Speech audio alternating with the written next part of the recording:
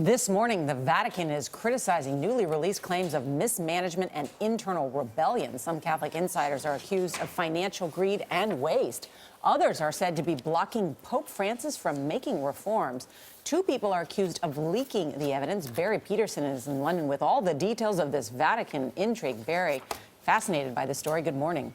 Good morning, Nora. Well, the center of the controversy is the most explosive of two books due out later this week.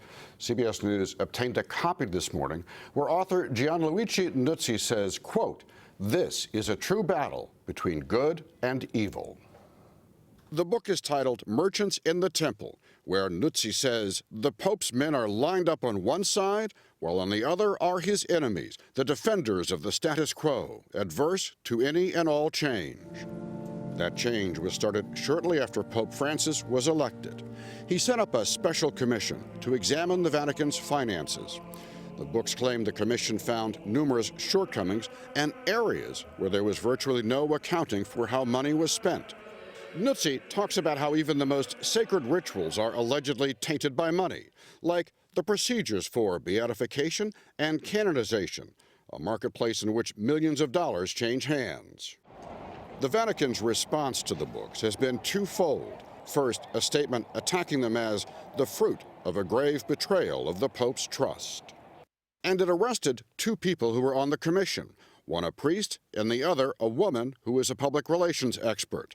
They are accused of leaking the information on the commission, including actual recordings of the Pope at private meetings. Candida Moss is professor of theology at the University of Notre Dame. The fact that these arrests have come so close to the release of the books sort of indicates that we should see Francis as very much in line with everyone else in the church. But the actual revelations themselves only promote him as someone who has been trying to change the atmosphere and culture at the Vatican. The second book, called Avarice, details a lavish lifestyle, like a $26,000 helicopter ride for the Vatican's then Secretary of State, later fired by the Pope, whose efforts at reform may be helped by these revelations. There must be a cleanup of Vatican finances. So in a way, Pope Francis comes out looking really good. There are other allegations, one earth-shaking, that the alleged corruption at the Vatican was one of the main reasons Pope Benedict resigned. The other sad, about Peter's pence, $400,000 sent in by churches to help the poor. It allegedly went instead to pay for Vatican department office expenses. Charlie? Thanks, Barry.